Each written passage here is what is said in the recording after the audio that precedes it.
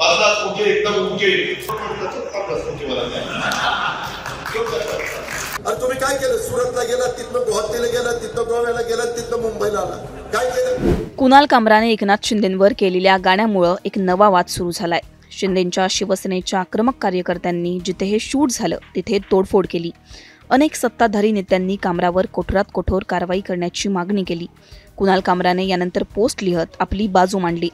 पोस्टच्या शेवटी कामराने लिहिलं, मी माफी मागणार नाही, मी जे बोललो तेच राज्याचे पहिले उपमुख्यमंत्री अजित पवार यांनी दुसरे उपमुख्यमंत्री एकनाथ शिंदे यांच्याबद्दल म्हटलं होतं।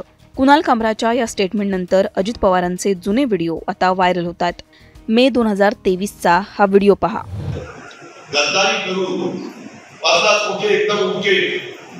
बाकी शब्द कोरोना करायला 50 ओके एकदम ओके। तुमच्या इथं तर वाल करावं लागेल सायलेंट। लोक म्हणतात 50 ओके मला काय क्यों करता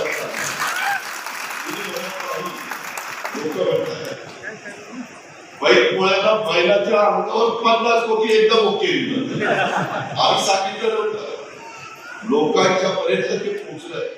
आता फेब्रुवारी 2023 मधला हा व्हिडिओ देखील पहा। किती दिवस आमचे एकनाथराव शिंदे सांगणार रे, मी असं केलं, मी तसं केलं। अरे तुम्ही काय केलं? सुरतला गेला, तिथनं गुवाहाटीला गेला, तिथनं गोव्याला गेला, तिथनं मुंबईला आला, काय केलं? हा काय झालं? काय डोंगर, काय झाली? हे असलं काय हटेल? हे असली बघायला गेली।